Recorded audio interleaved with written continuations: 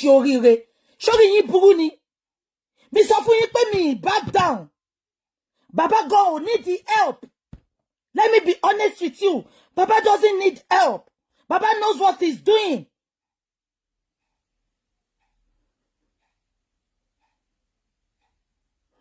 Mo sọ fún yín pé èyí tó bá lè gba nǹkan tí mo gbà lọ́wọ́ àwọn people yìí ẹ bọ́ síta.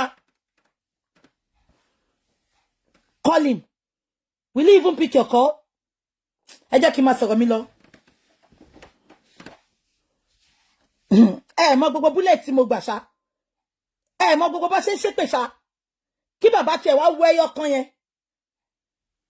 Kò tẹ̀ máa gbọ́rọ̀ sáwọn tó ń support ẹ lẹ́nu tó ń fẹ́ rere ẹ. Ẹ jẹ́ kí n máa sọ lọ. I don't care. Ṣé tí nǹkan tó ń pa wá kú láyé ni. Ẹ máa fọwọ́ bò nǹkan mọ́lẹ̀ ní sòótọ́. Ẹ máa fọwọ́ bò nǹkan tí nǹkan yẹn bá wá ṣẹlẹ̀ tán. Ẹ wá máa sọ pé so you know all this. Ẹ máa fọwọ́ bò nǹkan mọ́lẹ̀. Why are we like this? Why? Mo sọ fún àwọn family ò ní justice for Mohbad. Kò dẹ́ ṣe pé mo dédé bọ́ta. Kúdí sọ pé a lè rí justice. Tá bá involve family. Mo dẹ̀ ń ṣe ń sìn kí gbogbo àwọn blogger lè máa pọ̀ pé we can get justice without the intervention of these two families. Because they don't want justice as far as I'm concerned. Olórí burúkú Wùnmí Apọkọjáyé kò wá justice. Bàbá náà kẹ̀rẹ́ wọn wá justice. Nǹkan mi ni gbogbo wọn wá. I'll be factual. I'll be real. Mo dẹ̀ ti sọ ìyẹn stop our concerned citizen ká wá justice. There is no threat to Baba's life. Let me continue. Bàbá fẹ́ lọ kọrin fún ẹni tó mọ̀ rí ní Abẹ́òkúta. Àǹtí mi tún sọ fún wọn pé bàbá yẹn tẹ́ ẹ̀ mọ̀ rí ni. Kí lẹ fẹ́ lọ ṣe l'Abẹ́òkúta? Tó bá pa yín kọ́, òun máa lọ. Kò dẹ̀ sí kankan tẹ́yàn kọ́ lè fòun ṣe. Àǹtí mi wá stand on her feet ńjọ́ yẹn. Ó sọ̀rọ̀ sí. Ó sọ̀rọ̀ burúkú sí. Ìpè kí lẹ fi ra yín pè náà? Ṣé fi pé ẹ wà entitled sí nǹkan tí gbogbo èèyàn ń ṣe fún yín ni? Ṣé ọmọ wa ni bọ̀bọ̀ yìí ni? Ṣé ọmọ wa ni? Ọmọ yín ni. Òun fi pé ẹ̀yin gan ló jẹ́ kí tara ọmọ abiyamọ. Àbí kò yé yín? Ẹ̀yin gangan ló jẹ́ kí ìtara abiyamọ mú kò ń ṣàwà. Àǹtí yẹn sọ̀rọ̀ sí. Ṣé ń gbọ́ mi? Àǹtí yẹn sọ, I'm not doing anything, please. I'm just for justice for Mohbad. Don't involve me in anything. Ṣé ń gbọ́ mi? Ìyẹn tún lọ. Àǹtí mi ṣáà bínú pẹ̀lú gbogbo owó tó san BJ. Mo náà tí ẹ má worry tó bá sọnù ńkọ́. So bá ti ṣe pè mí dọ̀ mo ní ẹ jẹ́ kó máa lọ. Mo ní ẹ jẹ́ kó máa lọ. Tó bá fẹ́ máa lọ ẹ jẹ́ kó máa lọ. Mo ní ẹ jẹ́ kó máa lọ. Meanwhile, ẹ jẹ́ kí n sọ fún yín o. Gbogbo ẹ̀yin tẹ́ ń sọ pé ogun ni. Ẹni tó lọ rí yẹn. Ó ti promise wọn nílé. Ṣé ń gbọ́? Because a ti sọ fún wọn pé ibi tí bàbá wà yẹn kò save. Ó ti promise wọn nílé. Wọn ọ̀rẹ́ ẹ̀ tiẹ̀ fún wọn o. Wọ́n fẹ́ fún wọn nílé. Ó ti promise wọn nílé. Ó ti promise wọn ní ẹni yẹn ló fẹ́ fún wọn ní sàn. Ṣé ń gbọ́? Ẹni yẹn ló fẹ́ fún wọn ní sàn. Mo sọ fún pé ní kò sílẹ̀kùn tí ó lè kàn ní gbogbo náà. Ipe bàbá tiẹ̀ ní opportunity láti meet irú èèyàn bẹ́ẹ̀ yẹn. Ó jẹ́ kó kú sínú ibẹ̀ yẹn ni. Ṣé ń gbọ́ mi? Ẹni yẹn ni mo sọ fún pé ó fẹ́ fún wọn ní sàn.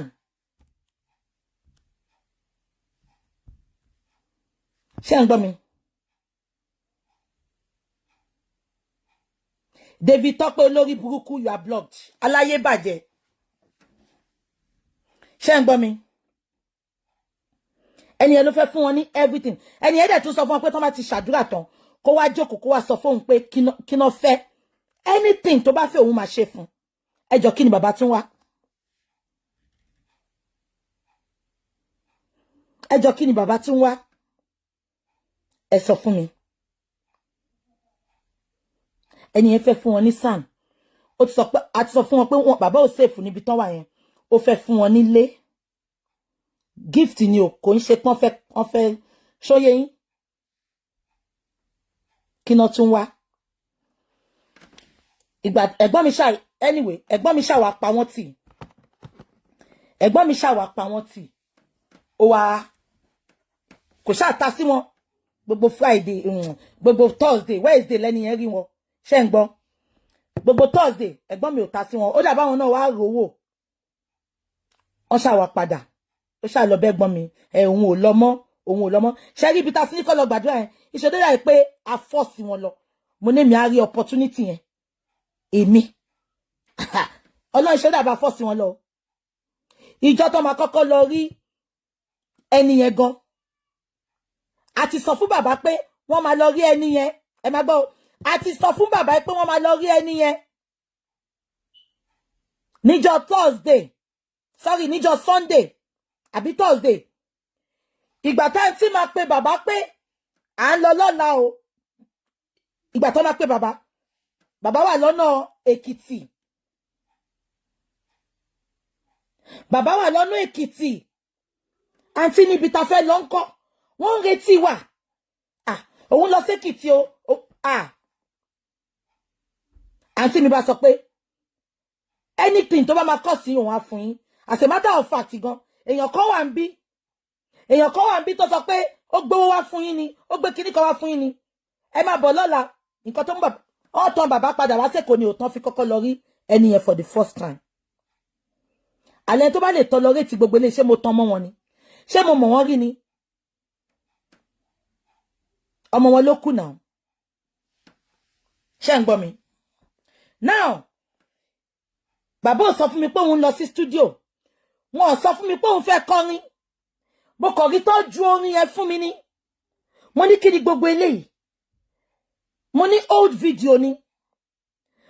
old video ni pé kò ṣe new video mo ń jà meanwhile ṣé gbogbo yín rántí pé mo sọ fún yín pé ṣé rántí tí mo sọ fún yín pé ṣé gbogbo yín rántí tí mo sọ fún yín pé tí bàbá bá fẹ́ kọrin mo lẹ́yìn tó lè mú wọ studio tó máa ṣe everything ṣé ń gbọ́ mi àtijọ́ sọ àfi bó ṣe ju kíní bàbá fún mi tó record tí bàbá lọ kọ now ẹ jẹ́ kí n sọ tòótọ́ fún yín lè nísìn gbogbo yín sọ pé orin ni bàbá fi express feelings ẹ̀ no orin kọ́ bàbá lè bá fi express feelings ẹ̀ but bàbá fẹ́ fi ikú ọmọ wọn ní òkìkí you can unfollow me èmi ò back down lórí ọ̀rọ̀ Mohbad ṣé ń gbọ́ ẹ jẹ́ ká mú lọ́tọ̀ọ̀tọ̀ as a matter of fact Wùmí máa rí ọwọ́ wa very soon I am not backing down ó máa rí ọwọ́ wa very soon ṣé ń gbọ́ mi with evidence máa wá fi wọ̀nyí bí so èmi ò dá wọn bàbá lóhùn mo kàn fẹ́ pa wọ́n tì ni kó má kó sí gbogbo family wọn bá mi ṣé ń gbọ́ now ìgbà tá ti sọ fún yín pé ẹ máa kọrin o ṣùgbọ́n you will sing it at the appropriate time mi mọ̀ bá tí bàbá ibi tí bàbá dẹ̀ lọ yẹn náà bí ṣe gbọ́ wọ́n ní bàbá tún kọwọ́ bọ̀wé ń bẹ̀ yẹn bàbá tún ti sign pẹ̀lẹ́ tó promote ẹ̀ yẹn ṣọ́ fi ṣe bàbá kó máa kọwọ́ bọ̀wé ni wọ́n náà tún ti kọwọ́ bọ̀wé ní production but bàbá tún ti kọwọ́ bọ̀wé ní production orin tó gbé síta yẹn ẹ lè imagine bàbá tún ti kọwọ́ bọ̀wé níbẹ̀ so bàbá mọ nǹkan tó ń ṣe pẹ̀lú gbogbo ibi tó ń kọwọ́ bọ̀ yẹn bàbá mọ bàbá wá fèmù yẹn mo dẹ̀ ti sọ fún wọn mo ti bá wọn sọ mo ní bàbá you will get ó ti ní fèmù already gbàgbé ọmọ ẹ ti mú ẹ ní fèmù anyway tẹ́ bá dé bàbá Mohbad ló ń sọ ẹ ti ní fèmù already ẹ má kọjú lábẹ́ gbóná kó má bàa jó yín lẹ́nu nǹkan tí mò ń sọ fún wọn lójoojúmọ́ nìyẹn mo ní bàbá birthday shout out gan tẹ́ bá ń ṣe fáwọn èèyàn lẹ́yìn tó bá ti sin ọmọ yín tí gbogbo ẹ̀ ti lọ gan you will make your money there mo fi tàwọn Láolúgbénjó mo fi yé wọn mo láwọn Láolúgbénjó they are nobody because ló ti bẹ̀rẹ̀ mo ní bàbá calm down you are not calming down bàbá mo ní please calm down bàbá báyìí ò gbọ́ sí mi lẹ́nu tí bàbá bá yín sọ̀rọ̀ bí nsìn ṣé ń gbọ́ mi ìyẹn lọ bẹ́ẹ̀ wọ́n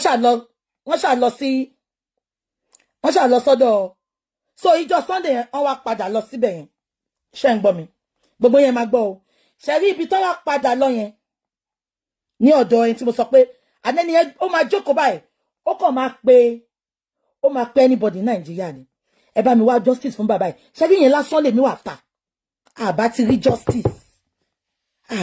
rí justice wọ́n flag ẹ bá mi máa love and like.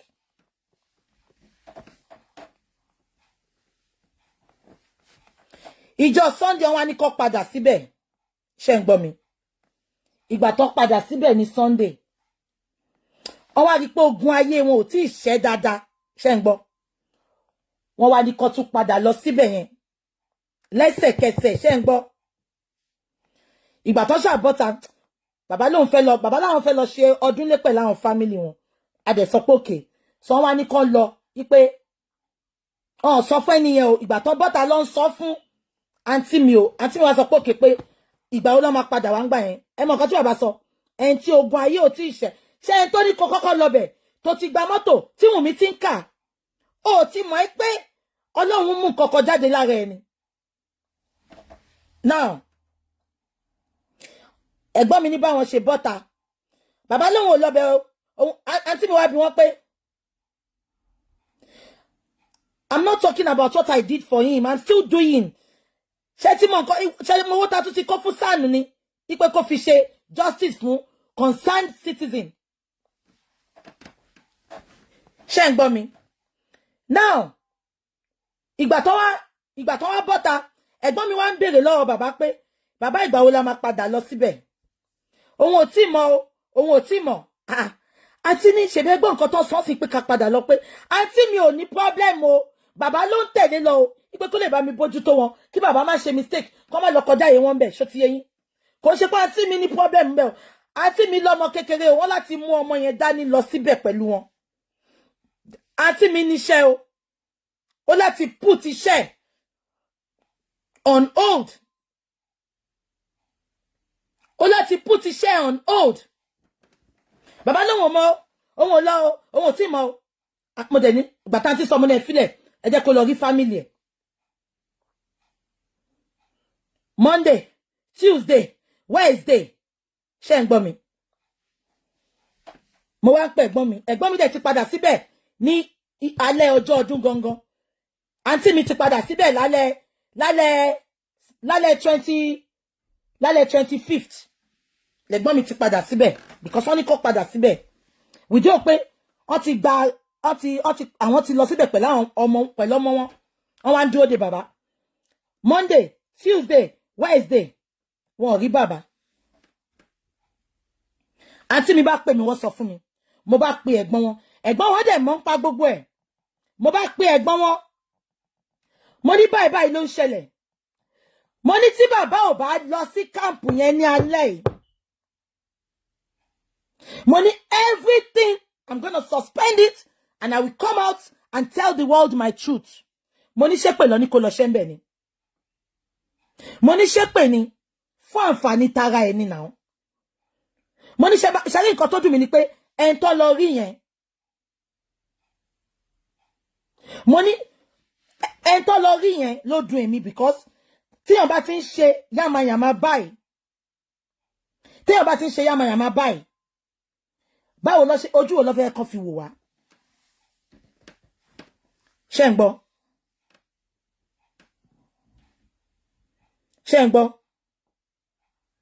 Now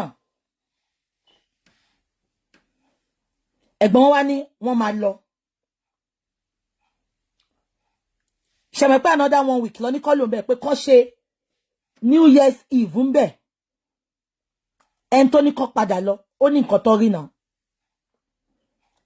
Bàbá ṣáà débẹ̀ yẹn padà wọ́n dé prayer camp yẹn padà ní wọ́n débẹ̀ níjọ́ Wednesday bó ṣe dé àǹtí mi ti ó lọ bá wọn kíní kan ẹ máa gbọ́ ẹn tó ní kó lo ọ̀sẹ̀ kan ọjọ́ méjì làwọn máa lò ẹ máa gbọ́ o ọjọ́ méjì làwọn máa lò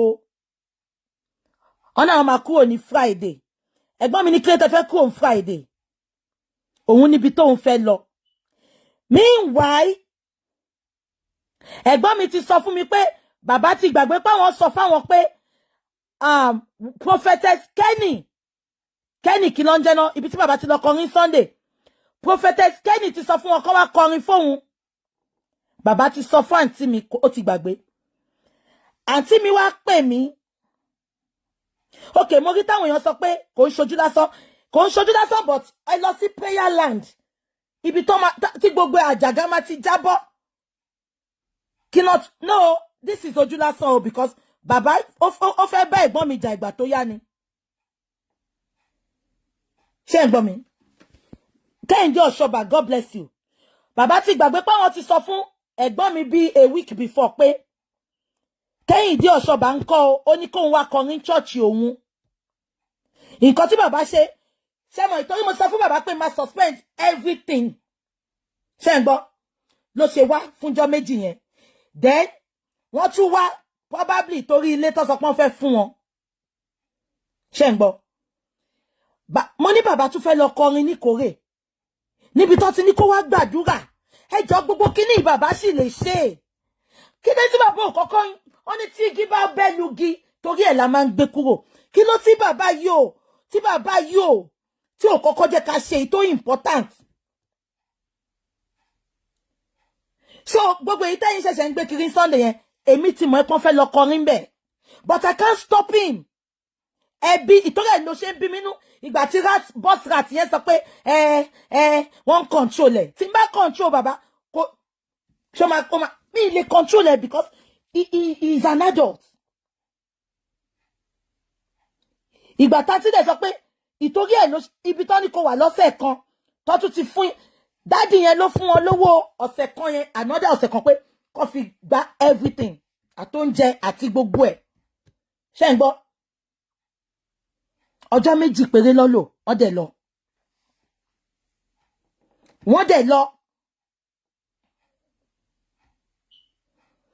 dẹ̀ lọ.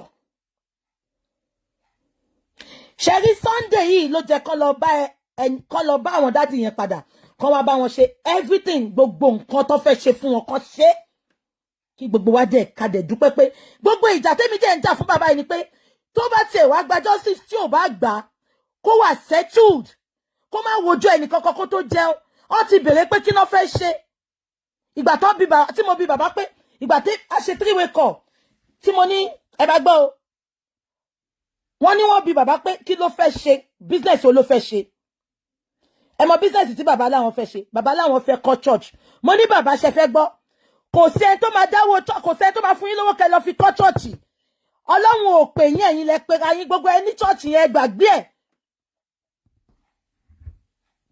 mo ní kò sí ẹni tó máa fún yín lówó kẹ́ lọ fi kọ́ church mo ní ẹni tó lọ́run bá pè àwọn èèyàn á rí àmì Ọlọ́run lára ẹ̀ àwọn èèyàn ló máa wá kọ́ church fún mo ní jẹ́ ń sọ fún yín 99% of half of the pastors àwọn èèyàn ló máa kọ́ church fún wọn single-handedly ló máa kọ́ church. Mo ń bọ̀. Yèyé Bọ́gbagún wà yọ block ó ní ṣí oríire ikú ló máa pa ẹ́ ó lè mí ń control ẹ̀ ẹ jẹ́ kí n máa sọ̀rọ̀ mi lọ. Ṣé ń gbọ́ mi? Mo ní bàbá kápẹ́ńtà ni mo ní ẹ lè ṣe in a big way kẹ́ máa ta furnitures kẹ́ máa ta bedroom furnitures you can start from there mo ní you can start from there then nínú owó yẹn tẹ́ bá ń rí èrè tó bá yẹ pé Ọlọ́run pè yín ẹ lọ wá fi kọ́lé ẹ lọ fi kọ́ church. Ṣé ń gbọ́ mi? Mo dẹ̀ ní tẹ́ bá déwájú dádì yẹn tó bá sọ pé kí lẹ fẹ́ ṣe ẹ má sọ pé ẹ fẹ́ kọ́ church yìí o ọmọ ní ẹ ní nǹkan ṣe ni o ẹ má sọ pé ẹ fẹ́ kọ́ church tẹ́ ẹ kọ́ ìgbà tọmọ yín wà láyé òun lẹ wá fẹ́ kọ́nsìn ẹ ṣe business gidi tó máa mú income wá fún yín tó yẹ pé ẹ ní wojú èèyàn kẹ́ tó jẹun ẹ máa wà comfortable. Ẹ jọ ṣé mo sọ nǹkan tó pọ̀ jù. Ṣé rí Friday tí bàbá kúrò ńbẹ̀ yẹn Sunday yẹn ló jẹ́ kó padà lọ bá àwọn dádì yẹn kó fulfill gbogbo promises wọn.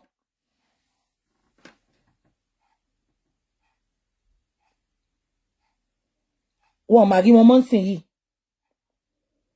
ní ìdẹ̀wá so bó ṣe sọ pé wọ́n ti lọ yẹn. Meanwhile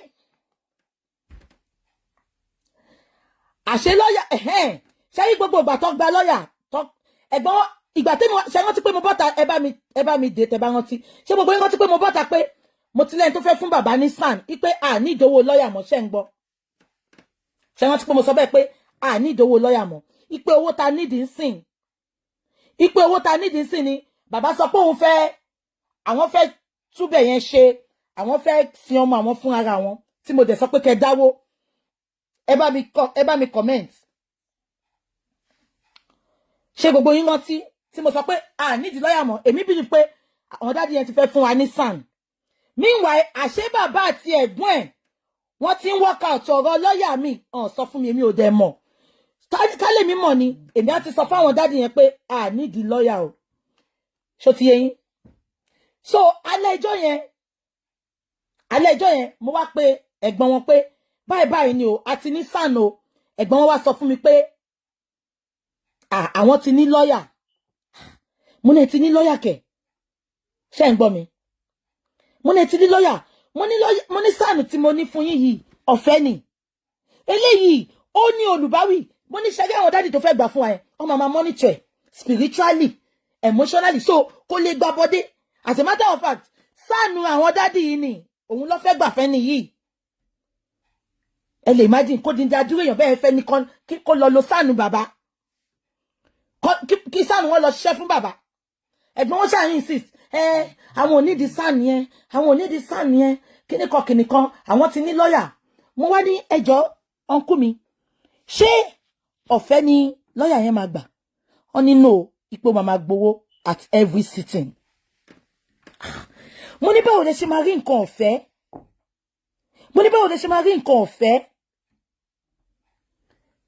tẹ́ máa ní ẹ̀fẹ́ ló máa sanwó wọ́n dẹ̀ ṣàlàyé níwájú náà àti èèyàn mi ìdẹ̀wà against ẹ̀ ṣé gbogbo yín rántí mo wá sọ fẹ́ gbọ́n ẹ̀jọ́ yẹn pé ṣé kò ń ṣe owó tó dá fún bàbá tó sọ pé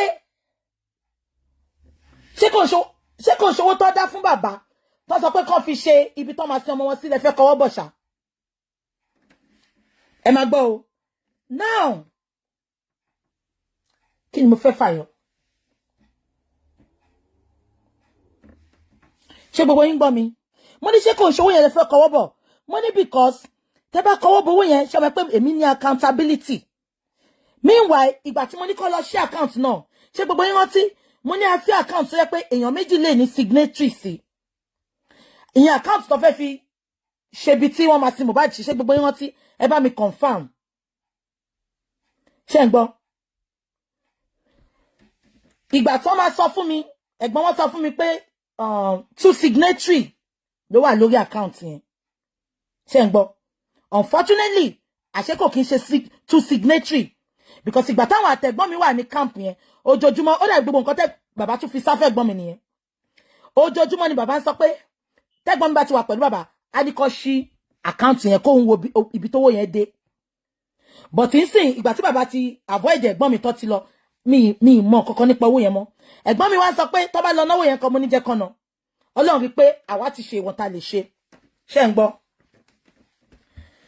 mo wá sọ fún ọ̀nkú yẹn mo ní ṣé kò ń ṣe inú owó yẹn lè fẹ́ kọwọ́ bọ̀ ṣá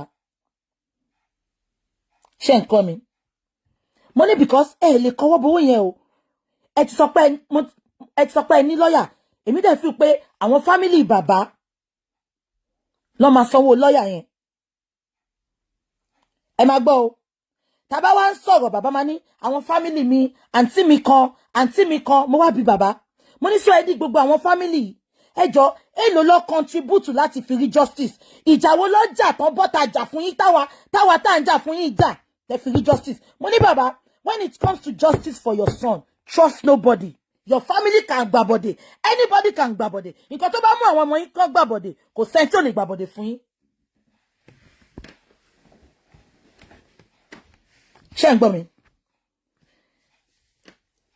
mo wá sọ fẹ́ gbọ́n pé ṣé kò ń ṣe nǹkan tó fẹ́ kọwọ́ bọ̀ ni wọ́n ní ó tì pé àwọn máa ṣí GoFundMe àwọn máa gbé GoFundMe yẹn fún mi kí n bá wọn gbé síta kán lè dáwó síbẹ̀ mo ṣe bí ọ̀dẹ̀ wọ́n send GoFundMe yẹn dé ní mi share GoFundMe yẹn because mo kàn wá jókòó ni tẹ́ bá ní ìdí owó kí n bá yín solicit fowó àbí kí n bá yín sọ̀rọ̀ ẹ máa wá bá mi but every other thing you are doing it behind me why are you not mi sọ pé gbogbo nǹkan ni kẹ́ sọ fún mi but I have to feed people back ìgbà tó kúrò lọ́dọ̀ Oríyọmí ṣé ń gbọ́ mi Afóríyọmí bíi 2-3 days kò fún wa ní èsì mọ́ pé òun máa ṣe àbóhùn ò ní ṣe mo dẹ̀ pé àwọn èèyàn ti máa ṣáàrí gbogbo ìgbà tí gbogbo tí ń kọ bẹ̀rẹ̀kẹ̀tẹ̀ ni mo ti sọ fẹ́ gbọ́n wọn pé kọjá ká ló bẹ̀rẹ̀kẹ̀tẹ̀ ẹ̀gbọ́n ní no kọ́ máa lọ sọ́dọ̀ bẹ̀rẹ̀kẹ̀tẹ̀ mo tún sọ fún wọn pé àwọn ilé ìlú máa ṣiṣẹ́ fún wa tán ní gba owó lọ́yà a ní ìdíkà sanwó kankan àwọn ilé ìlú máa ṣe gbogbo ẹ̀ ẹ̀gbọ́n wọn ní no a ló bẹ̀rẹ̀kẹ̀tẹ̀ mo dẹ̀ dákẹ́ ṣe rántí pé ìgbà tó Oríyọmí sọ pé òun ò ṣe mọ́ tí mo wá ṣàlàyé ńjọ́ kan ẹ bá mi sọ tẹ bá rántí ṣe ń gbọ́ ṣe rántí tí gbogbo yín wá sọ pé ká lọ sọ́dọ̀ bẹ̀rẹ̀kẹ̀tẹ̀ mú láti sọ fún yín pé bàbá sọ pé ẹ̀gbọ́n bàbá sọ pé kọ́ máa lọ sọ́dọ̀ bẹ̀rẹ̀kẹ̀tẹ̀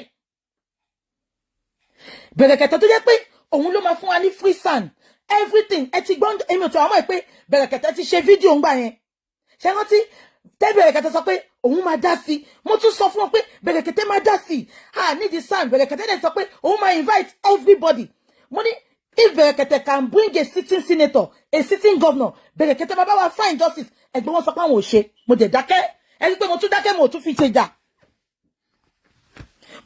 ṣe jà mo dẹ̀ wọ́n pé mo dẹ̀ wọ́n tèmi ṣé ń gbọ́ mi àti wá decide pé bàbá ò gbọ́dọ̀ grant interview ipe kókó ìṣàjẹka dákẹ́ síbẹ̀ so ẹni tí mo sọ pé ó pè mí láti Amẹ́ríkà yẹn ó wá pè mí last week 2 days to New Year ó ní BJ àwọn eléyìí àní bàbá léyàn lẹ́yìn ṣùgbọ́n bàbá fẹ́ fi greediness ó fẹ́ fi ọ̀kánjúà ó fẹ́ fi àìní sùúrù ó fẹ́ fi dá gbogbo ẹ̀rú ṣẹlẹ̀ ẹni tó pè mí ní Amẹ́ríkà yẹn tí mo sọ fún yín mi lè sọṣẹ́ tó ń ṣe fún yín bàbá ní èèyàn lẹ́yìn but ó fẹ́ fi ìjẹkújẹ àti gbogbo bó ṣe ń lọ sórí platform tó ń dáwó fún wọn yẹn ó dàbí ó ń dùn mọ́ wọn owó tó máa tán ṣẹ́rí gbogbo owó ohun mi gbogbo owó Mohbad tí Wùnmí ń jẹ yẹn ó máa ń nù Wùnmí máa pọ̀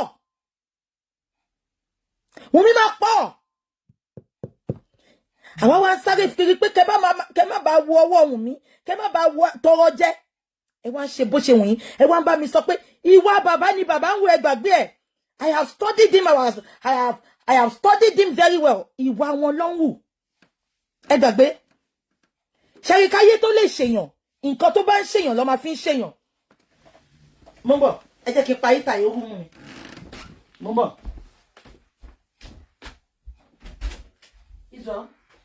Israel, can you please off the heater and switch the bathroom lights off, please? Turn off the heater. I'm having a headache now. Oh shit. Ẹsẹ̀ mi, ẹ má bínú ẹ̀yin tèmi. Ṣé ń gbọ́ mi? Kẹ́ tó sọ pé ayé ń ṣèyàn. Ìwà ẹni yẹn máa ti máa hùwà yẹn káyé tó wá bá háàdì mọ́. Ṣé ń gbọ́ mi? So ìwà bàbá ni bàbá ń wù. Ṣé ń gbọ́ mi? Now kí ni mo fẹ́ fàyọ?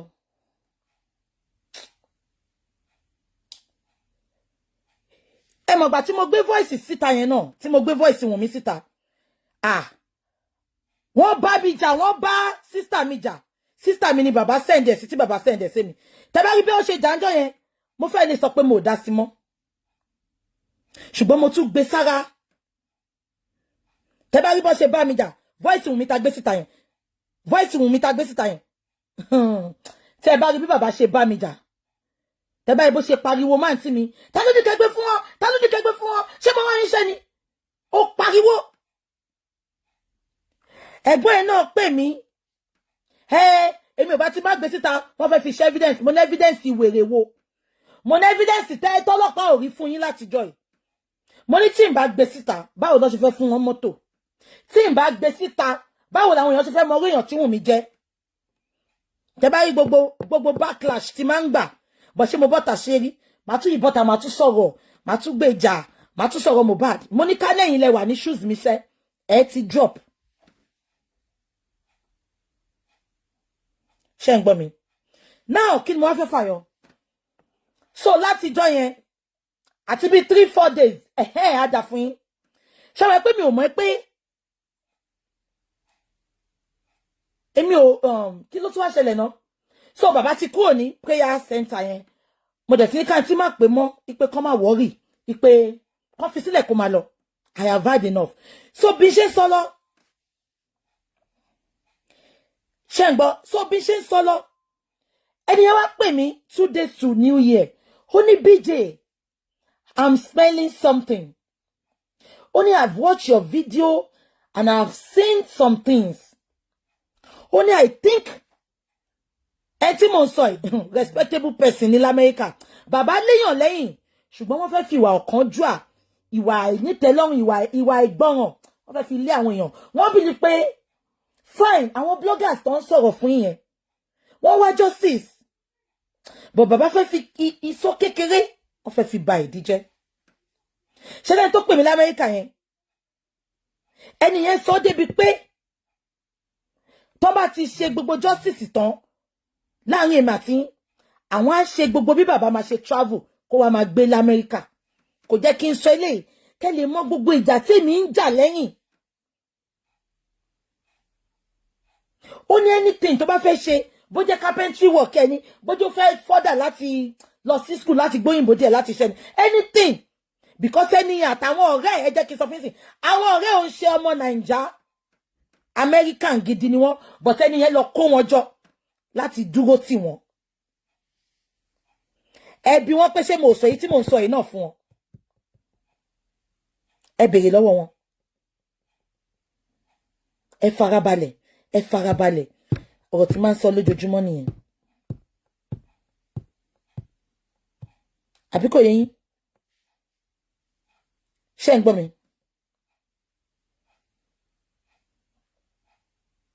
Ṣé ń gbọ́ mi?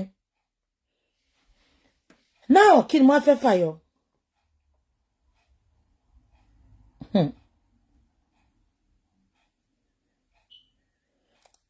Ẹ̀yin tẹ́ bá tú so ẹni yẹn wá pè mí, sorry. Ẹni yẹn pè mí ní 2 days before New Year. Ó ní BJ, I want to say something is happening. Please, can we call a solicitor? Mbo. Only please. Mbo. Only please.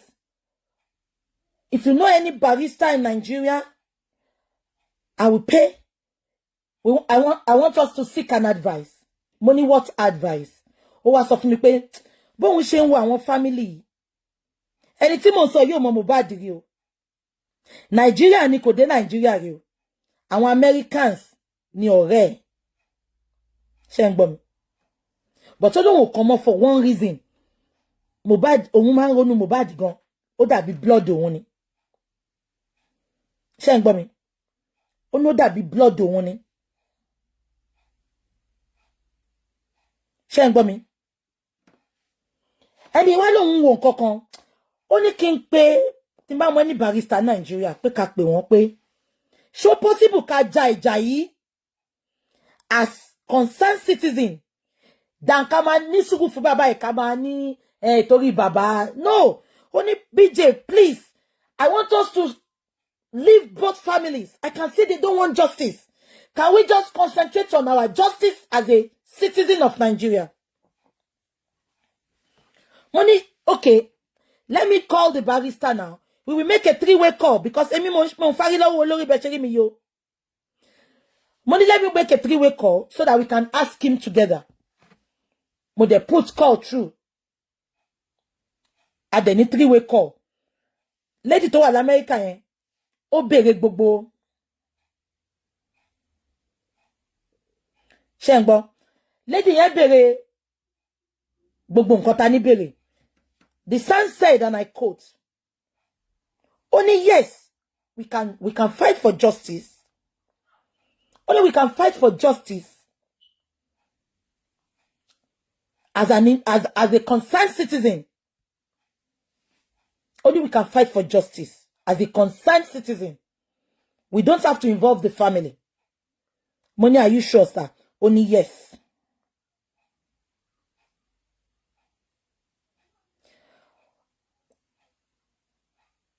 But I just say yes, we can do that.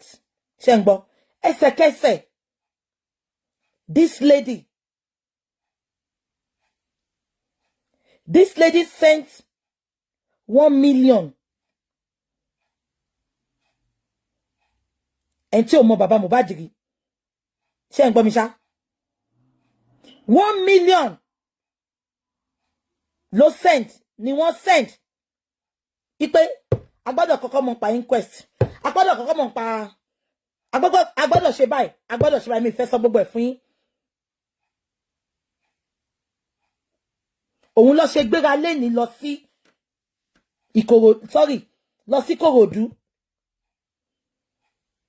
Tán lọ find out. Tó mo ṣe bọ́ta wá sọ fún yín pé bàbá Mohbad kan ló ń dá inquest dúró.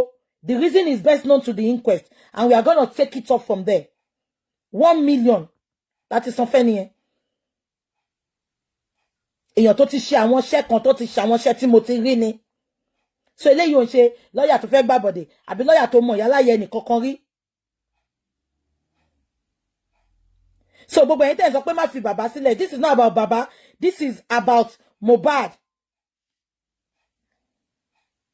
Ṣé mo pé tá bá fẹ́ wá justice nsìn ní dá sí mọ́ ẹni tó lè kó 1 million sílẹ̀ kò ṣe iye tó charge nìyẹn o. Tó lè mo ṣe sọ fún pé we will still come out and talk about the money. Ipe mo fẹ́ kẹ́ rí evidence kan náà, which is, you are going to hear about it probably by next week. Ṣé kò tí mo sọ yé yín?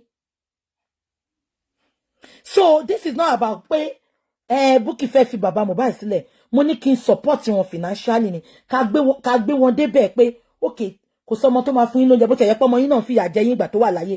Okay, ẹ jẹ́ ká support bàbá ìkébi má pa. Ẹ jọ̀ọ́ ṣé a ṣe nǹkan tó jù ni. Ẹni tó kó 1 million sílẹ̀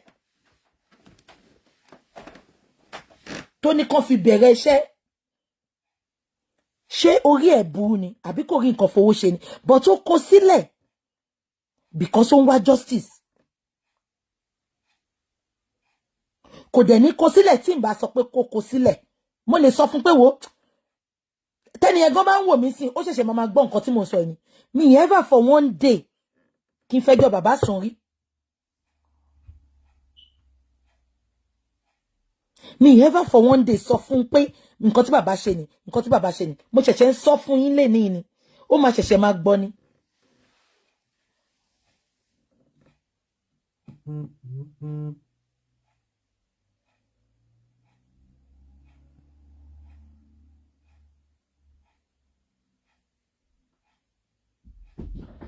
Wọ́n ṣẹ̀ṣẹ̀ máa gbọ́ ni.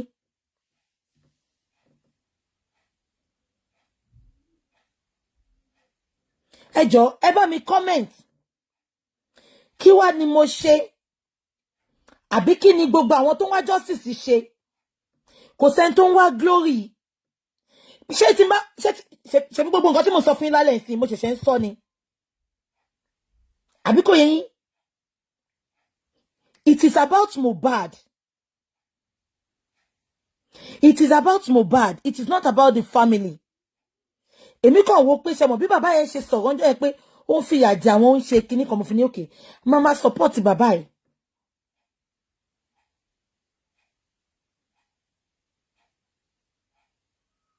Ẹ̀gbọ́n wọn wá ń pè mí láti jẹ tàbí jẹrin. Mo kàn decide pé I am not picking his call. I am not picking his call. Because ó dàbí pé wọ́n jọ mọ̀ ń pa ẹni.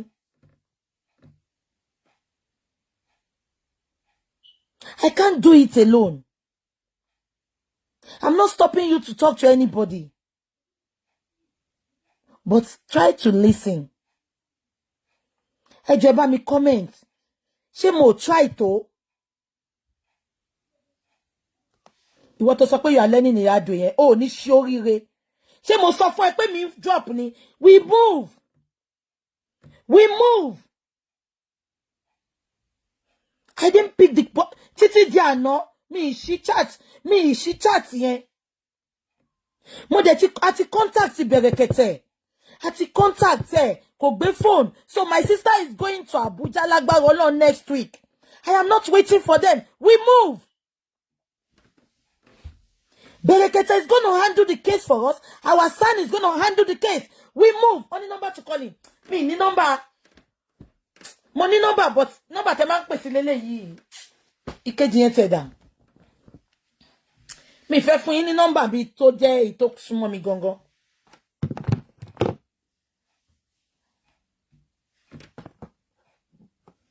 Ṣé kò tí mo sọ yé yín? You don't need to call because honestly, I don't want to. So kí gbogbo yín rí gbogbo nǹkan tí mò ń gbà sára látijọ́ yìí. Mi tọrọ owó. Mi command wọn o. Ẹ jẹ́ kí bàbá bọ́ta kó sọ pé mo bá wọn sọ̀rọ̀ tí mo pàṣẹ fún wọn rí. Àbí kẹ́gbọ́n wọn bọ́ta kó sọ pé mo ní kí bàbá ṣe báyìí rí. Advice ni.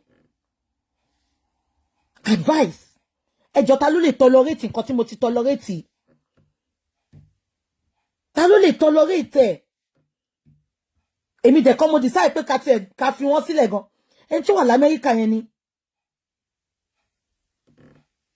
Ẹni tó wà l'Amẹ́ríkà yẹn ni. Mo dẹ̀ ti sọ fún bàbá kí n tún sọ lẹ́ni. Exactly. Èèyàn kan sọ pé, Bukky, don't forget that so many people are controlling Baba. I am not controlling him. Get that. No that and no peace. I am not controlling him. Nǹkan tó máa gbé wọn débẹ̀. Tó máa jẹ́ kó dúró on his feet. Ṣó fẹ́ jẹ ìyàkú ni. Nǹkan tèmi ń ṣe fún wọn nìyẹn. Èmi ò control wọn. Ẹ bá mi pè wọ́n. Okay, gbogbo àwọn tó control wọn. Èwo ló sọ pé gbogbo àwọn tó control ni wọn. Èwo ló sọ pé kán lọ sọ́dọ̀ Bẹ̀rẹ̀kẹ̀tẹ̀. Èmi ní kan mo ń sọ Bẹ̀rẹ̀kẹ̀tẹ̀. Ṣé rí gbogbo àwọn tó control wọn yẹn náà? Àbí kò yé yín? I'm not talking about Yeye Kudi. Yeye Kudi is innocent. She doesn't need anybody's thing. Many of them nǹkan tó máa jẹ náà ni. I'm telling you this for free now.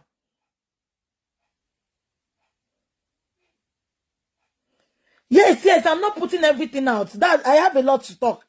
Ọ̀rọ̀ bàbá lèmi kan wá sọ. Ẹ má worry. Nobody knows anything about the son and everything ta fẹ́ lò. Ẹ má worry. Tó bá dẹ̀ mọ̀ náà, a bá pàdé lọ́dọ̀ Bẹ̀rẹ̀kẹ̀tẹ̀ náà.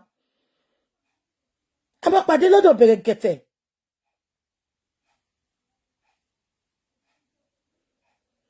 A bá pàdé lọ́dọ̀. Why tó ń sá fún Bẹ̀rẹ̀kẹ̀tẹ̀? Why? Ṣé kí justice má bàa jáde ni? Tani ò bá sọ pé òun fẹ́ lọ sọ́dọ̀ Bẹ̀rẹ̀kẹ̀tẹ̀. Bẹ̀rẹ̀kẹ̀tẹ̀ ò ní gbowó kankan lọ́wọ́ yín. Free sand, free everything. Tó bá ní kẹ́ máa wá s'Abuja gan, a máa fún yín lówó tíkẹ́ẹ̀tì tẹ́ máa fi wá. Tèmi ò dẹ̀ sọ pé mi ní fún yín.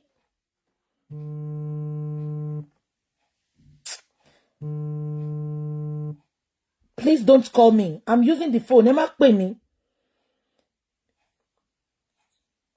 Mi fẹ́ kẹ́ pè sórí eléyìí because mo máa ń lo phone yẹn fàdúrà láàárọ̀. Then tẹ́ bá ti pè jọ àwọn tí máa invite mi ní rí wọn invite. I don't know. Phone wo la máa lò ń sìn. Mi ní call. You know, it's really getting on my nerves. But mo dúpẹ́ tó jẹ́ pé wọ́n ní a lè jàjà yẹn without the involvement of the family. Nǹkan tí mo kàn fi ń dúpẹ́ lọ́lọ́run nìyẹn. Because ẹ rí pé mo ń tẹnumọ́ láti last week pé àwọn family méjèèjì ò wá justice. Àwọn family méjèèjì ò wá justice. Àwọn family méjèèjì wá. Báwo lọmọ yín ṣe máa kú? Okay, ẹ wo church tán lọ yẹn níjọ́ Sunday yẹn. Ṣé ẹni tó ní kọ́ lọ gbàdúrà wá rí wọn nínú church yẹn tó ń kọrin? A sọ pé ẹ wọ jàrú, ẹ wọ sùtánà ẹ̀ ń rẹ́rìn ẹ̀ ń kọrin. Ẹ ṣé Mommy Ellen. Mommy Ellen said, I know you will always stand by the truth. That is it. All this I'm saying does not make me hate him. I just don't want to talk to them for now. Mo fẹ́ concentrate because èmi àánú èèyàn máa tètè ṣe mí. Tó bá tún mú sí mi lórí nsìn, màá tún lọ máa bá wọn dòwò pọ̀. Please don't call me. I'm using the phone. Ẹ má pè mí. Mi fẹ́ gbọ́rọ̀ kankan.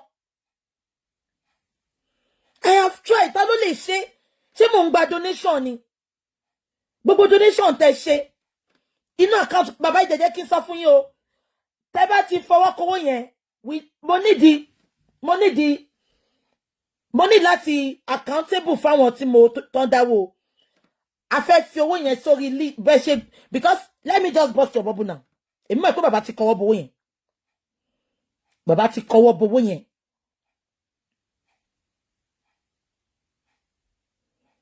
Bàbá ti kọ́wọ́ bowó owó tí wọ́n fẹ́ fi ṣe ilẹ̀ tó ń tọ́jú ọmọ yẹn.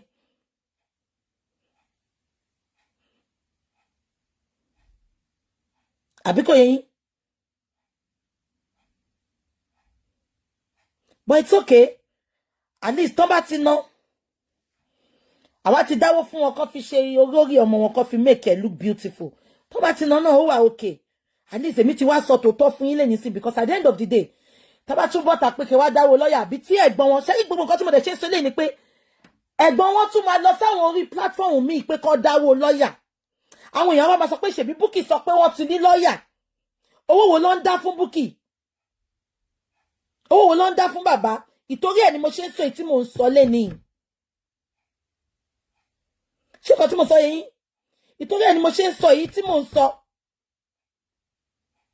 Àbí kò yẹn? I have really tried. But bàbá ò ní frustrate mi. Èmi ń wá justice fún Mohbad fẹ́. Mi kì í tí n bá bẹ̀rẹ̀ nǹkan mi ń dúró láàrin ẹ̀. A máa rí justice. Ẹni tó kó 1 million lẹ̀ ṣé tá bá fẹ́ justice. Ó máa kó 1 million lẹ̀ pé ká fi bẹ̀rẹ̀ iṣẹ́. And I'm married justice. I am not giving up. I am not giving up, honestly to God. I'm telling you all this for free now. Justice will prevail. Tí Mohbad bá tiẹ̀ wọlá pé àwọn tó ń jà fún mi táwọn olórí burúkú ìyàwó tó gba gbogbo owó mi tó gba gbogbo nǹkan ní mi. Ṣé rí bí tí mo sọ fún yín pé Mohbad ti ara òun gan ṣe Ọlọ́run bó lè jẹ́ pọ́n ṣe ń jojú ẹ̀. Ìyá Mohbad ti yí ojú Mohbad pé kó má ṣe àánú fẹ́nìtìn tó bá wá látara bàbá yẹn. Ṣé ń gbọ́ mi? Ìyàwó bàbá Mohbad tí ó ń fẹ́ lọ́wọ́lọ́wọ́ kò ń ṣe èyí tí Mohbad sọ pé ó fọ́ nǹkan mọ́ òun lórí yẹn o. Ìyàwó tó ń fẹ́ lọ́wọ́lọ́wọ́ yìí. Ṣé ń gbọ́ mi?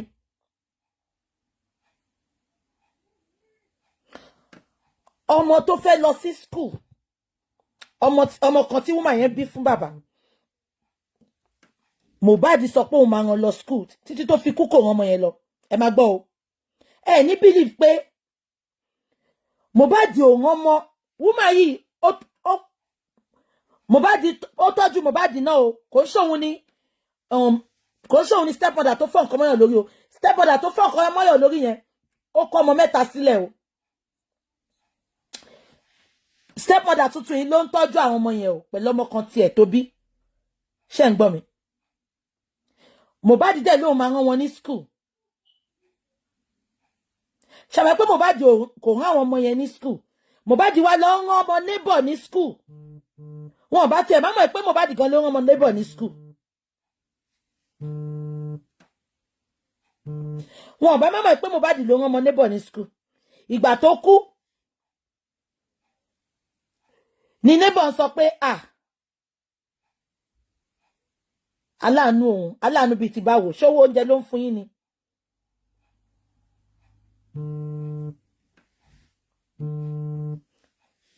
Ṣé ń gbọ́ mi? Ṣówó oúnjẹ ló ń fún yín ni. O tọ́jú àwọn ilé, o ń tọ́jú ará àta. Ó dùn mí, I'm gonna block you. Ìwọ tó ń pè mí, I'm gonna block you. I'm gonna block you. I'm declining you. You are calling me. I'm gonna block you. Ó dùn mí because I'm going to block you. I'm going to block you. Stop calling me. Stop it now. I'll put your number out and I will curse you. Stop calling me, please. Àbí nǹkan tí mo sọ yé yín.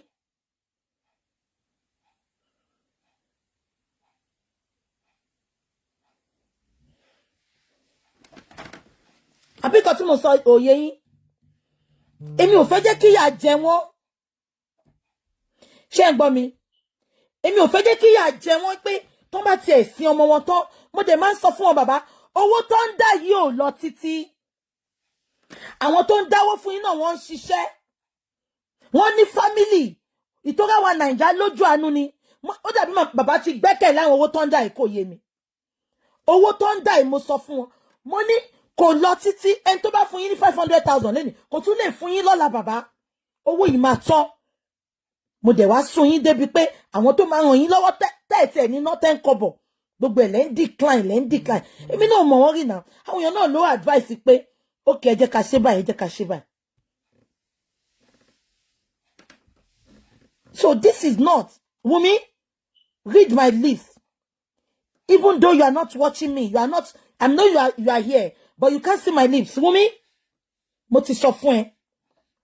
Kò sẹ́nìtìn tó lè ṣe, Mohbad máa gba justice. Mo dẹ̀ rí ẹ pé ẹ̀wọ̀n ló máa gbẹ̀yìn sí Wumi torí o mọ nǹkan tó pa Mohbad. O lọ́wọ́ nù kú Mohbad. Mo tún sọ pẹ̀lú full chest mi, o lè gbé mi lọ fún àkúdàáyà solicitor ẹ o, kan tún kọ lẹ́tà. Wumi, mo sọ fún ẹ sìn. Ìgbẹ̀yìn ayé ẹ, ẹ̀wọ̀n ló máa ti lò because o mọ nǹkan tó pa Mohbad. O mọ nǹkan tó pa. Sori pé torí ẹ mo ṣe dúró ti bàbá Mohbad mọ́. Torí tí ògùn ẹ tó bá mú bàbá Mohbad, ògùn ẹ ò mú èmi. Ògùn ẹ ò dẹ̀ mú gbogbo àwọn tó ń wò mí, kò dẹ̀ mú ẹni tó pè mí láti America. Ipe no, ẹ jẹ́ ká wá justice without the consent of this family. A dẹ̀ ti pé àǹtí mi bá ìkan náà wọn nọ́mbà yẹn wọ́n gbé ńjọ́ kan. Wọ́n dẹ̀ sọ fún àǹtí pé yes, I dey get justice without the family. A kò máa ní láti sign àwọn kankan ni, which we are going to do.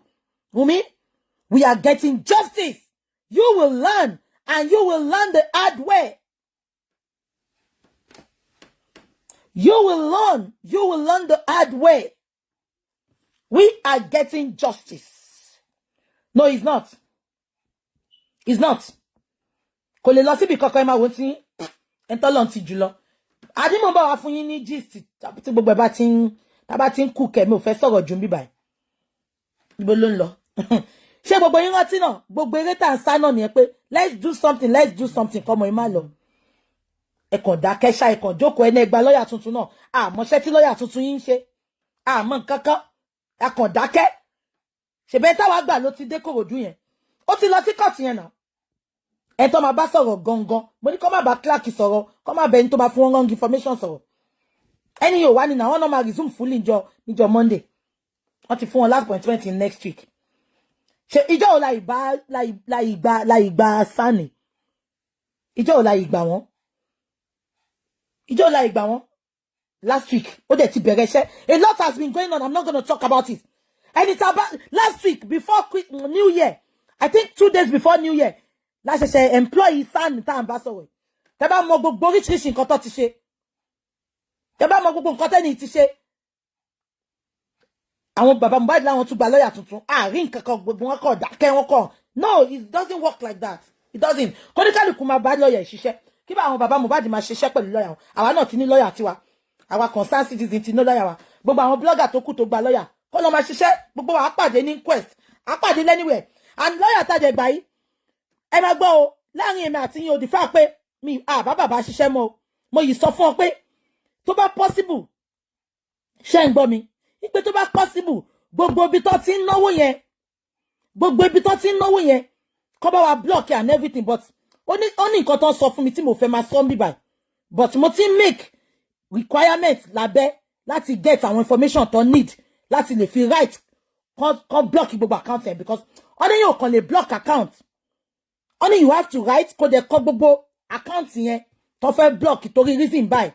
So me ti get àwọn information yẹn, ṣé ń gbọ́ mi. So gbogbo yìí tẹ̀ sọ pé mo ti fẹ́ drop. I'm not dropping.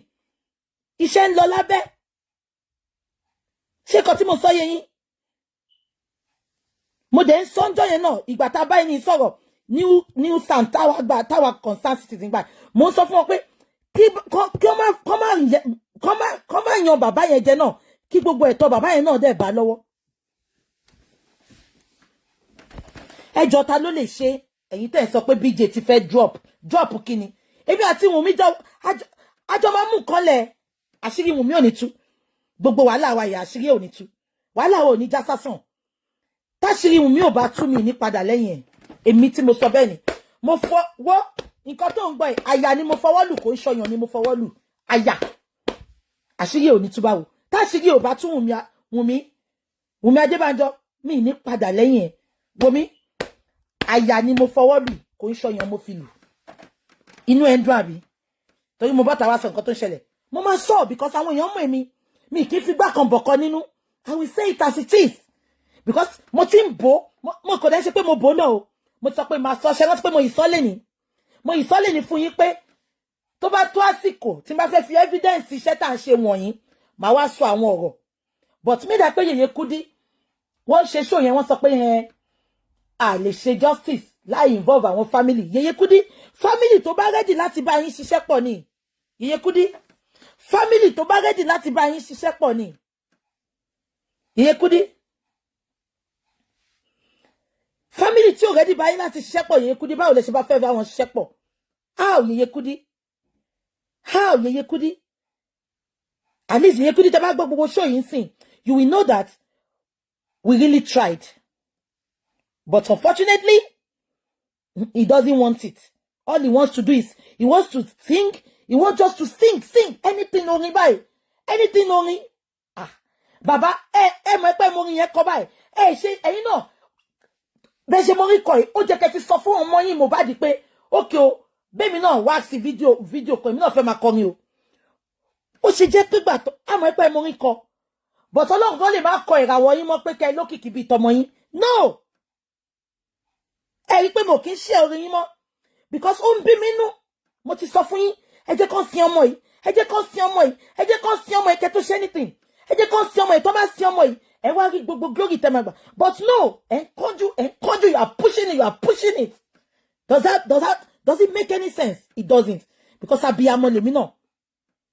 Abiyamọ lèmi náà. Abiyamọ ni mí. Àwa wí tí wọ́n sọ pé orin lẹ fi ń sọ nǹkan tó ń ṣe yín. Bàbá, ẹ lè máa ṣe àwọn short video tẹ́ ń jókòó nu yàrá ṣe yẹn.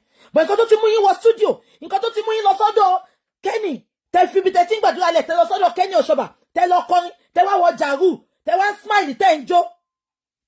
Ah. I don't know.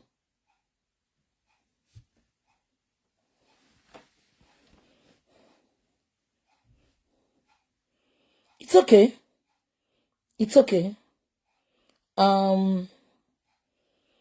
Ẹ jẹ́ ká máa wò tiwa. I'm not giving up, please. I'm not giving up. Trust me. We've started. Àwa ni family Mohbad, ṣé ń gbọ́. Ẹ̀yin tẹ́ ń wá true justice. Àwa ni family Mohbad. Àwa ni family Mohbad. Ẹ̀dẹ̀jọ́. Ẹ̀yin tẹ́ ń wá justice, ẹjọ́ nítorí Ọlọ́run. Ẹjọ́. You are going to support us because we can't do it alone. Ṣó ti yé yín? We can't do it alone. Àwa ni family Mohbad. And we will get there. Either the devil likes it or not, we will get there. Honestly. We will get there. Oh. I'm telling you. We will get there. Ẹ ṣé mo dúpẹ́. I need to go now. If I have any information regarding Wunmi and her court, I will let you know. Next week, tó bá ti lọ síbẹ̀ yẹn, ó máa fún wa update nípa inquest. Ó máa fún wa update nǹkan tó máa ṣẹlẹ̀. Ṣé nǹkan tí mo sọ yé yín? Yeah. So, màá jẹ́ kẹ́ mọ̀, ṣé gbọ́. Tó bá ti lọ síbẹ̀ yẹn next week láti lọ. Ṣé ń gbọ́ mi? Exactly. Ṣé nǹkan tí mo sọ yé yín? I'm not stopping. Ṣebí Yorùbá ni mò ń sọ. Anything tó bá ti dìgbà inquest, anything about the inquest, má jẹ́ kẹ́ wá mọ̀ ìgbà tá máa ṣe inquest àti ìgbà tá máa ṣe nǹkan tí mo sọ yé yín. Má jẹ́ kẹ́ mọ̀ gbogbo yẹn. Ṣé ti gbọ́? So, but I need to let you know, anybody that knows me, ó dàbí gbogbo yẹn ẹ mọ̀ mí. Anybody that knows me will tell you, èmi ò ń bo nǹkan ìtorí nǹkan táyé máa sọ. Ṣé ń gbọ́? Èmi ò ń bo nǹkan pé ìtorí nǹkan táyé máa sọ. Nǹkan tá máa ń ṣe náà ni nǹkan táyé máa sọ. Tọ́mọ ológo fi kú. Ìgbà tí Mohbad ń sọ̀rọ̀ táwọn bàbá ẹ̀ náà wọ́n fẹ́ sọ̀rọ̀ síta. Mohbad náà ló sọ pé kó má sọ síta, kó má disgrace òun o. Ṣé kò wá bẹ́tà kan sọ̀rọ̀ síta ńgbà yẹn sì ń dà ní ikú tó kú ìlọ. Ẹ wò náà DNA ọmọ yẹn. Ó ti mọ̀ pé òun kọ́ lòun bí ọmọ yẹn. Ṣùgbọ́n ó ń bò mọ́ra. Ó ní kó má bàa fòun rẹ́rìn, kó má bàa fòun rẹ́rìn. Ó bò mọ́ra àfìgbà tí Wùnmí pa. Ẹ wá ní kí n má sọ tí ń bá sọ eléyìí náà tó bá dọ̀la tí nǹkankan ṣe bàbá ẹ má ní ṣe Bukky sọ báyìí àbí irú owó tí mo náà dá fún wọn yẹn sìn kó tún lọ sórí platform mi kan lọ gbowó mbẹ ẹ má sọ pé ṣe Bukky sọ pé òun ti gba lọ́yà fún bàbá. I need to let you know what is happening. ẹ jẹ́ kí mo ti sọ fún gbogbo yín mo kì í fi gbá kan bọ̀kọ́ nínú. I say it as it is. Mo ti sọ fún yín tó bá pé mo wà nínú tíìmù àwọn Wùnmí yẹn ni àṣírí Wùnmí á ti tú. Exactly. The truth is bitter, but it is the best antidote. It is the best. Mo ti tolerate, but mo worry pé no. How people you for justice? If I should pitch my tent with these people, we are not going to get any justice, honestly. Come on, ya yin lẹ́nu pé yẹ kí n sọ click of yín lẹ́nu. Mo sọ fún yín last time pé African TV, Ọlọ́run tún lò fún bàbá ńbẹ̀. Ìjọ tí Fálànà àti Wùnmí pé bàbá. Tọ́nà fẹ́ wá rí bàbá, wọn mọ̀ pé bàbá ti ní lọ́yà jẹ̀kọ̀jẹ̀kọ̀ ńgbà yẹn. Wọ́n fẹ́ wá fún bàbá ní 50 million ní. Kó fi sọ pé òun ò ṣẹjọ́ mọ́. Ẹjọ́ ṣẹ́gun bàbá yìí ò ní gbà. Ṣé kò ní gbà? Nǹkan tí mo sọ pé mi ìfẹ́ pitch tent mi pẹ̀lú wọn mọ́ nìyẹn. Because màá kọ́ wípé màá jí láàárọ̀ ọjọ́ kan ni. Ẹ kọ́ wí tí bàbá ṣe press conference ni pé gbogbo àwọn tó ń jà fóun kọ́ má jà sí mọ́ o. Òun ti fẹ́ lọ sí ọmọ òun o. Honestly, gbogbo nǹkan tí mo rò ní ẹ pé if this baba can go this way, he's gonna sell us out. A kàn bọ́ta ni. A ṣe press conference ni pé ẹ ṣe ẹ̀yin tẹ̀jà fọ́mọ òun o. Òun ti filẹ̀ fọ́lọ́run. Ọlọ́run. Nǹkan tí mo rí nu bàbá nìyẹn. Bá ṣe ń bá lọ yìí. Òun ti filẹ̀ fọ́lọ́run lẹ máa gbọ́. Gbogbo yín kéré ẹ máa lè dá sí money because ẹ máa wò pé ẹni tó níjà ti filẹ̀ fọ́lọ́run. Wọ́n ti ṣí. Wọn bá bọ́ta kọ́ update pé BJ má dá sí mọ́ o. Ẹ ti ṣí. Màá dá sí kò sí nǹkan tẹ́ máa ṣe. Màá dá sí. Kò sí nǹkan tẹ́ máa ṣe. Bàbá ò bá fi update síbẹ̀ pé kí BJ má dá sọ̀rọ̀ wa mọ́ o. Màá dá sí.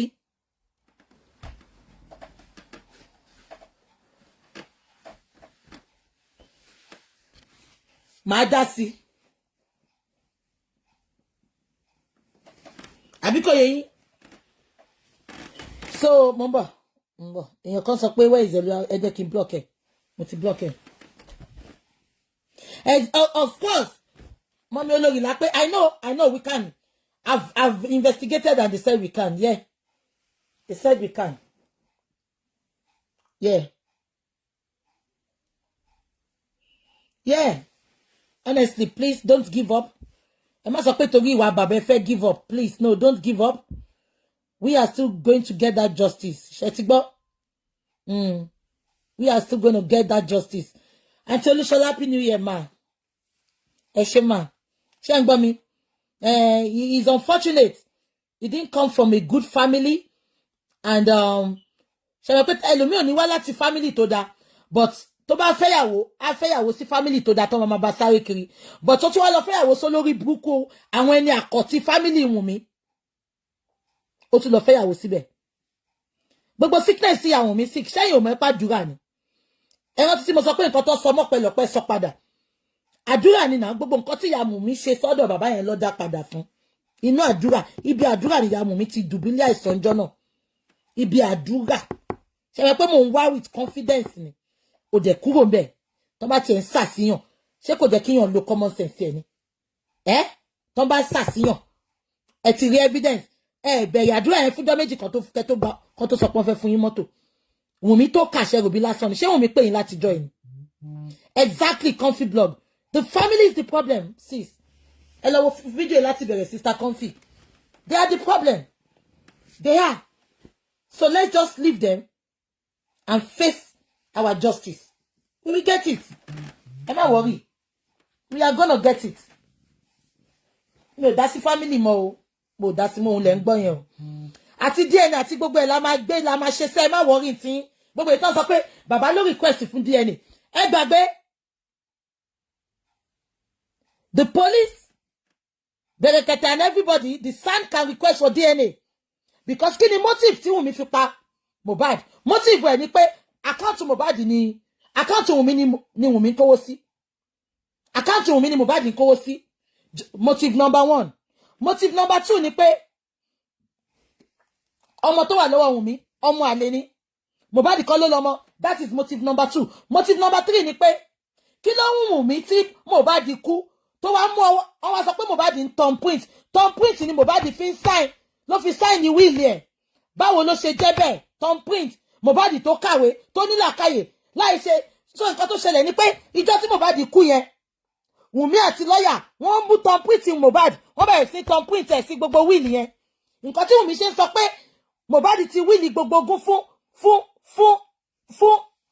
fún Liam nìyẹn ẹ wá ní ká má gba justice ìyẹn lásán kan ti show pé ó lè ní Wùmí ó lè làwọn family ẹ̀ motive wọn ni pé wọ́n gba gbogbo ogún bọ̀bọ́ yẹn wọn ò fẹ́ dá padà owó tí wọn náà kàn ṣe ní pẹpẹ kò fẹ́ dá padà then ọmọ àlè tó bí àṣírí ti tú that is it báwo lè ṣe máa sọ pé thumbprint ni Mohbad fi ń sign ló fi ń sign ní wíìlì ẹ̀ thumbprint nǹkan tí lọ́yà ṣe wà níbi tí Mohbad kúndọ̀ ẹ̀ ní ẹ̀ tó pe lọ́yà tó pe bàbá tó pe ya ọmọ àbí tó sì mọ̀ sọ yẹn thumbprint yẹn ni nǹkan tó ṣe pe lọ́yà nìyẹn ọmọ ọwọ́ Mohbad wọ́n bẹ̀rẹ̀ sí ní fi sign wọ́n ní Mohbad ò kì í sign Mohbad máa ń thumbprint ni Wùmí wàá lóò béèrè tó bẹ́ẹ̀ alẹ́ mi àti ẹ̀ máa jọ mú nǹkan lẹ̀sẹ̀ àṣírí á tú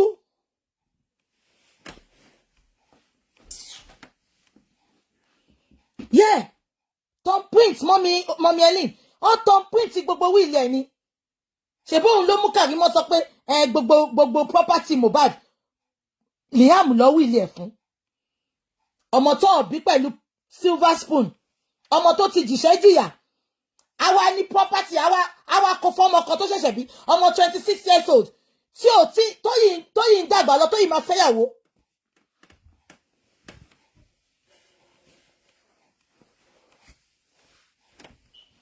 ọmọ 26 years old.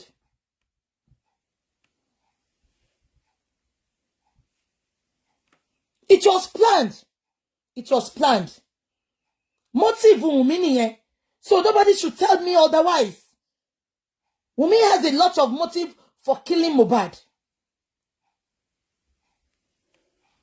Ọlọ́run á dẹ̀ bí ẹ́ Wunmi. Mo ti sọ ọmọ nìwọ náà gbé dání yẹn. Ọmọ ló gbé dání yẹn. Ọlọ́run á bí ẹ́. Ọlọ́run á bí ẹ́ Wunmi. Come out and say your truth. I continue telling you because if truth yẹn bá lọ jáde ní court of law. Mo dẹ̀ gbàgbé kí n sọ fún yín lawyer tá gbà yìí o. Kò ṣe inquest lawyer o. Títí dé high court ni o. Gbogbo nǹkan tá fẹ́ ṣe pátá lórí ọ̀rọ̀ Mohbad ló máa bá wa ṣe. Ṣé nǹkan tí mo sọ yé yín? So ẹ má worry. We will get there in Jesus' name. Wunmi, Ọlọ́run á bí ẹ́. Mo ti sọ fún ẹ. Kó jẹ́ pé gbogbo nǹkan tó wà láyé ni Mohbad fi ṣe property ló fi ṣe owó. Wunmi, o ní fi ọkàn balẹ̀ ná. Èmi tí mo sọ bẹ́ẹ̀ ni. Àfi tí ò bá sọ́lọ́run lókè. O ní fọkàn balẹ̀ ná o. O ní fọkàn balẹ̀ ná. Come out and say your truth. I keep on telling you. Come out and say your truth. You know what killed Mohbad? You were there when Mohbad died. You have your reason for conniving with your people, with Adura and Darosha to kill Mohbad. Come out and say your truth. And let your truth set you free. Refusing to come out. Mi ní sọ̀rọ̀ jù. Wàá rọ́wọ́ wa very soon. Mo sọ pé wàá ti gba call gan. Wàá ti gba call. But I'll come and update you all. Ṣé ti gbọ́? Ẹ ṣé gan. God bless you. I appreciate you all. I honor you all. Ẹ ṣé mo dúpẹ́. The next time tí bá máa ṣe chat, a máa fi ṣe calling. Ṣé ti gbọ́? Phone yìí ni phone tí mo máa fi ṣe calling yẹn. Òun ni mo ń lò lẹ́ni fún Facebook. Ṣé ti gbọ́? Ẹ má bínú. Yeah. So nǹkan tó máa ṣẹlẹ̀ ní ṣé ti gbọ́? Thank you so much for your support. Thank you so much for tuning in. God bless you. Thank you, Sister Comfort. I need to go now, ṣé ti gbọ́?